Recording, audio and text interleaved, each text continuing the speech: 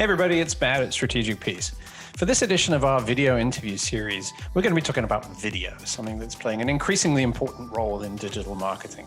Today, I've got the pleasure of speaking with Kyle Miller. He's the creative director at Timber Reel Productions. Strategic Piece has been working with Timber Reel on some of our video content, and so I'm going to chat with Kyle about what it takes to make great video content and how companies can take full advantage of this really important format. Hey, Kyle, great to be chatting with you today. Really appreciate you taking the time. Hey, Matt, it's great to see you. How are you? Doing well, doing well. So why don't you take a moment, introduce yourself and Timber Reel, and tell us, how did you get started? What's your focus? And I promise that'll be the last video-related pun for the day. So Timber Reel started back in 2014. I've been doing film for a very long time. Since I was a kid, it was a hobby growing up. And I started Timber Reel to basically help small businesses create content. So my goal was to just help these businesses that needed to develop the content in an affordable manner. And with the consistency and a strategy and developing that strategy, we're able to take that content and help them grow. Well, and you know that Strategic Piece focuses primarily on B2B. So a lot of our companies are, on the industrial side of things. We have some software clients too. So when you think about companies like that, a lot of them are getting into video for the first time. What should they be thinking about when they plan that first foray into video? How do they get the most bang for their buck? So I think that when you're first getting into video, it's about understanding your client base and creating a strategy to reach them. So B2B companies using video is a tool in a marketing strategy. So video is not the end all be all way to grow your business. It's just a part of the solution. So when we're producing videos, it's to help companies relay their message, relate to their audience, and showcase value. The biggest thing is to be patient. I think that's what a lot of companies are missing when they start doing video. They want instant results. So when you start, you need to look at it as a tool, and it's a tool for growth, and it's about creating consistency. So if I tie it back to what Timber Reel does, we work to develop a strategy for these companies and how to use video. So it's not a 1 month strategy. It's not a 2 month strategy. It's a long strategy because video as a tool will help in the long run. And there's so many different types of content that you can create with video, whether you're giving tips, whether you're showcasing technology, whether you're showcasing ideas and how your company runs. So when somebody's starting with video, I always want to tell them, you're not going to get instant gratification. It's just another aspect of something you can use to grow your company for the future. Yeah, we talk about that for a lot of different pieces of marketing. Don't do random pieces of marketing, be consistent. So kind of building on that, then what makes captivating video for a B2B company? I mean, we've seen a lot of boring industrial videos, right? So what's the good stuff? Captivating video is giving information that's valuable to your customers. So however you're conveying it, whether it's animation, whether it's talking heads, whether it's graphics, it's about giving the right information that helps that company. Because most social media platforms, people are there for information. So if your information is delivered in the right manner and people can understand it and they see the benefit in it, I think that's how captivating video helps grow your audience. How important is it to actually show your product maybe being used, or show your premises, your people? If you have labs, show your labs, that kind of thing. People want to know what you're doing. So if you can showcase what you're doing in your company, in your lab, it's interesting to people because, if they're interested in your company, they just want to understand where you're working, how your products, how they're made. And the best way to do that is to showcase your work environment. So, I've worked with companies in the medical field and we're filming in labs, and, I've worked with technology companies and we're filming that technology and we're tying it into those videos, and that's engaging for the audience. It's about educating people and showcasing your company and how you can relate to, and how your audience views that is through visuals. So what's a better visual than showcasing where you're working? Nice. So we're talking about a lot of do's here. What are some of the don'ts? I mean, what's the biggest mistake you see companies making with video? Don't be afraid to have fun, right? So I think, people like fun things. People like comedy. People like to engage with that because it's just another side of content. It's not saying everything needs to be, super fun, because B2B companies, you need to give information, but there is a way to engage in a fun manner that still relays the same information. So you've only got to look at my email inbox to figure out there's a lot of video companies out there, and many of them claiming to produce great content for smaller businesses. So if I find 3 or 4, how different are you guys from one another? Do you have a very distinctive style that I should be concerned about? I think we are all different. I think every production company is different. Every production company can say that they're going to deliver the best value because that's marketing, right? You always want to be the best, but the way that we're personally different is that I relate to my clients, and I work with clients based off of the people. Understanding that we're in it for growth. Like, I'm not in it for $1. Like, I love what I do. So I'll work with a company because I like the person and I want to see them succeed. So that's my specific focus. Like, I want companies to grow. I want to see that growth. I look at it from the perspective of it's not a one-off project. Like, I like to work with companies over years and see that growth and see them get more clients and see that video work and just see it all progress, because that's valuable to me, because when other people are succeeding, we're all succeeding. So you can find quality in every production company. You can turn around the corner and find somebody who's coming in and can produce a great video. But for me, I'm working with that company as a person and understanding, and that's the beauty of small businesses. I'm working with the owners, with the creative directors, with everybody that is directly involved with the growth of that company. You're talking about a strategy, you talk about some things that you're going to do for the long term, talk about making a series of videos that are consistent over time. That becomes a relationship. We're hiring a video company for the long haul, not, hey, let's make one video and see how it goes and, chop and change. I mean, give me some examples of companies that you think are absolutely killing it right now, knocking video out of the park, some things that we should look at and go, yeah, I want to emulate that, but at my price point. I think that Google and HubSpot are 2 of the companies that are killing it in the B2B space. And the reason I say that they are killing it is because they are creating engaging videos that are very informative. They're adding different elements, whether it's strictly like educational purpose versus comedy. People relate to comedy, people like that. And, they're using their ads are very similar, but those ads and how they're using, like, say, comedy is to give a tip and to give information about what their company is. So I think those 2 companies are just absolutely killing it in the B2B space because, they have a lot to offer. Like, let's be serious, yeah, but they're big. they're kind of big. But overall, like, their whole video strategy and how they're releasing it and the variations of types of content is so beneficial.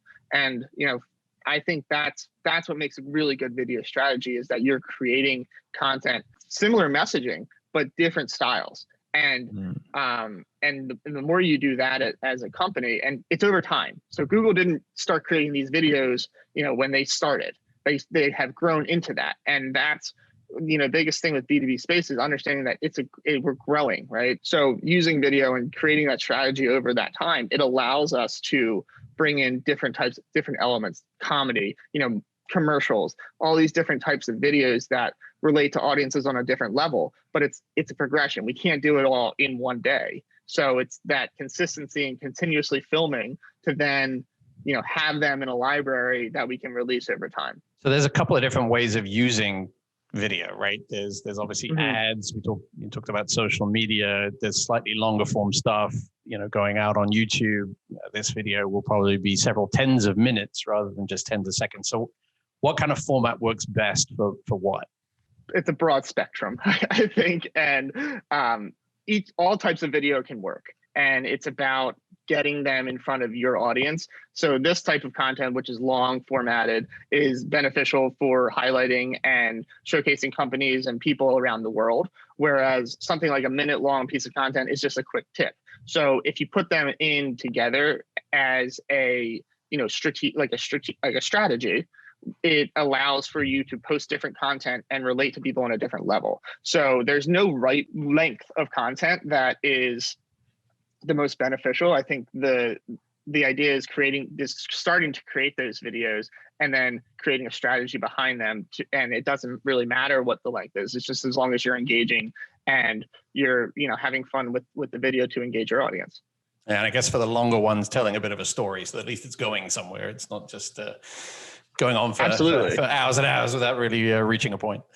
Yeah, I mean, I think people like to listen to stories. They like to learn about companies. They like to really understand the people that they're working with. And like, something like this is, while it's longer piece, if it's engaging, if people are learning something about, video content, I think that that's where that value comes in. Like we could create probably like a 1-minute video about this and highlight the short snippets that are super valuable. But this long thing, you understand the people, they understand you guys, they understand Timber Reel and what we're about. And that's, if you do that across multiple different companies, you just get to see who they are. It's almost like watching a TED Talk in a way. Like those are long. So this is basically understanding the value of people and learning the stories. So let's go back to the mechanics a little bit. When we come to put a video together, we're recording this over Zoom. So that's obviously good up to a certain point. Decent quality video these days, as long as we've got the bandwidth for it. Do we need a studio? Do we need a green screen? How much do you typically just film at the company's premises as opposed to having to set something up? A lot of what I do is filming on premises because that showcases the environment that people are working in, the company develops in. The ability of using a green screen, I tend to avoid it because I think unless you're lighting a green screen correctly, you get all the dancing of the green screen, because when you see that, it's actually like it's just not lit correctly. So that's a whole other process. Studios you can use, but I don't think it's necessary. I think a lot of people, when they're watching these videos, you're watching and seeing a company in their environment, and that's where people also feel most comfortable. Showing up to a studio, if you've never done it before, you can feel a little intimidated. And whenever you're getting on video, I think the biggest thing is to feel as comfortable as possible. And when you're comfortable, it comes off on camera. That's it. I mean, great point that you make there. I mean, as you know, I love making videos. I'm comfortable doing this sort of stuff, but I'm very aware that that's not true for a lot of people. So, if I don't think any of us really likes the sound of ourselves, we cringe when we see ourselves on the screen. But, if I really can't face the camera, or maybe I've got a strong accent that's difficult for someone to understand, what do I do about that? Do I hire a character actor? I'm one of those people who doesn't like being on camera. The irony is rich. I know, it's beautiful, right? Spokespeople are interesting in that I don't think a lot of people want to see a spokesperson unless you're creating a commercial. So if you have a product, if you have something that you're selling to consumers, I think a spokesperson is very beneficial. But for B2B companies, I generally believe that showcasing yourself, your company, is more beneficial to have you on camera, and so that way your customers can relate to you. And that's what video is about. It's relating to that person, relating to that product. And the more that somebody is on camera that is within that company, the more that your audience and your consumers can understand the company from the ground up. Yeah, I think there's definitely a lot of authenticity about it. When we talk about brands, we talk a lot about being congruent, being consistent, being authentic. What about scripting versus just winging it? Some of us, I don't mind using a teleprompter. On the other hand, conversations like this, we're just obviously freewheeling. How does that balance out? I mean, you mentioned that video takes months to prepare for. How much of that is actually scripting and rehearsing as opposed to just asking rapid fire questions? Scripting is huge. So using a script is beneficial, and you can relay exactly what you want. But it does take time to produce, and reading off a teleprompter is very interesting when you do it for the first time. When we're on a shoot and I put up a teleprompter, you can tell the difference between the first time that you read off of it versus the last script, because you get more comfortable, you get to understand it and how it actually works. It brings a benefit to really relay a message specifically. So if that's the type of content that you're looking to do, it's like, yeah, we should absolutely do it. And we can work and coach you through it. And, I've been doing video for 7+ years at this point. So coaching people on how to read teleprompters is something that I do all the time whenever we're using them. But then that idea of talking as like a free-flowing conversation is also beneficial, because, there are two different types of content. It's always great to have that. So I don't think it's not like teleprompter is the way to go or talking off camera is the way to go. The way I look at it is, when you're reading a teleprompter, you're talking into camera, you're talking directly to your consumers. You're relating to them. They see you. You're preaching a different type of point, versus when you're off camera, you're talking about something. And I think it's whatever that type of content that we're trying to create is the type Right. look and feel that we're gonna use. So if script's the right way for whatever it is, we'll do that. But if talking off camera and giving like an about us, or just an overview of some type of product or technology, might be better off camera. There's several different formats of filming going on there. Maybe just talk us through, if let's say it's a 1-day shoot, talk us through it from the point that you guys knock on the door. How does that day lay out? Yeah. A lot of it is we're starting at 8 o'clock, but normally we get there at like 7 because like when filming starts, a lot of it is setting up, finding framing. So that's basically set the first hour of what we're doing. And a lot of what I do is we're filming multiple different videos throughout a day. So when we filmed almost like 20 videos in one day. Timberreel's goal is to create a lot of content for companies. So that way, if you do want to expand your video production, we have like a dynamic library of content that we can release, whether it's 1, 2, 3 videos a week, or just once a month, and then you just have it backed up in that library.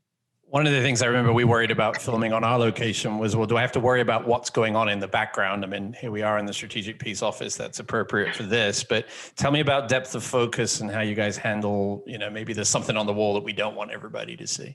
With the lenses that we're using, we're shooting at lower apertures. So everything in the background is normally out of focus because it's not like an iPhone where everything is just like fully in focus. So shooting on those higher, definition cameras and shorter focus lenses, it allows us to have just color in the background and it's all blurry. So, you're not going to really read whatever poster or whatever sign or, the book titles that are on those in the background. We are looking at that and making sure that there's nothing like really obvious. It's bringing you further enough away from that to make sure that everything is in the background. So that way the focus is clearly just on you as the subject.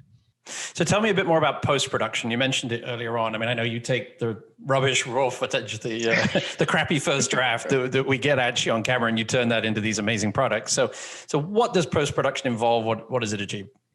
So post-production is a lot of communication with the client, right? So there's everything from music to graphics to animations that are beneficial for the video. But that also starts in pre-production. So, we talk about just like the feel and the look and understanding everything. And then you bring it to post-production. And, those videos, sometimes they take 5 hours, sometimes they can take a full day of editing to do. It depends on the complexity of them. And the way we look at it is for the graphics, we're looking at your branding, we're looking at creating a consistency about everything that we're doing. So, all the videos that we're producing, they have to be consistent because we're developing a brand. So when you're making 20 videos for a company, you don't want them to be drastically different. They can have little differences and little like small graphic changes here and there, but overall it's about consistency. And that's branding. Like you want to be consistent. You don't want to be everywhere. You don't want to look like all it's over not. the map. Yeah, you don't want to be all over the map. Absolutely not. So when we're in post-production, we're working together collaboratively, and that helps when you're working with smaller businesses. So for me, like I understand what pieces are going out when, how they're being used, also the platforms that they're being used on, because each platform is different. Like a LinkedIn video might not be something that you post on Instagram, might not be something that you post on Facebook. So it's understanding the platforms and the type of content that those audiences relate to. And then presumably being able to repurpose that content across different platforms without having to completely redo everything. Absolutely. Yeah. Like something that you do that is, 6 minutes for LinkedIn, you can take a snippet of it and post it on Instagram or Facebook as a shorter 1-minute piece. And it still relays the same message. It's still consistent, but we don't need a whole brand new video for that other platform. It's just taking those contents, snipping it down, making it very valuable, and then putting it out there.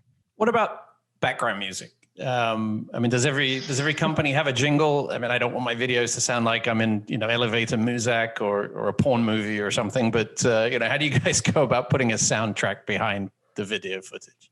Music brings you in. Like the first thing you hear when you start a video is normally the music. And, if you can relate to that and if you can get a feeling from that, it helps drive the entire the entire piece of content. So it also ties into that.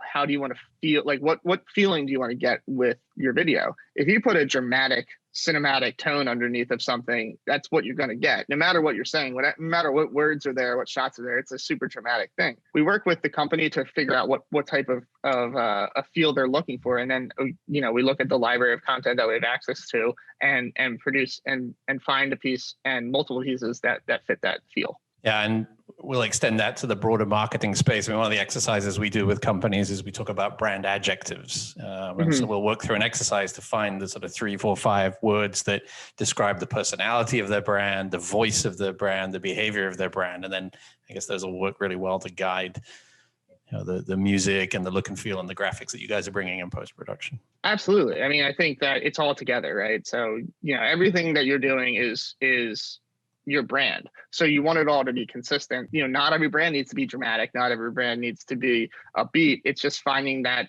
happy medium of what you are as a company, and then finding the music that fits that piece. What about closed captions? Should we be putting subtitles on every piece of video we put out there so people can watch it on mute? That's a hard one, right? So I think that closed captioning is very valuable. And I think a lot of what people are doing now is watching video without sound.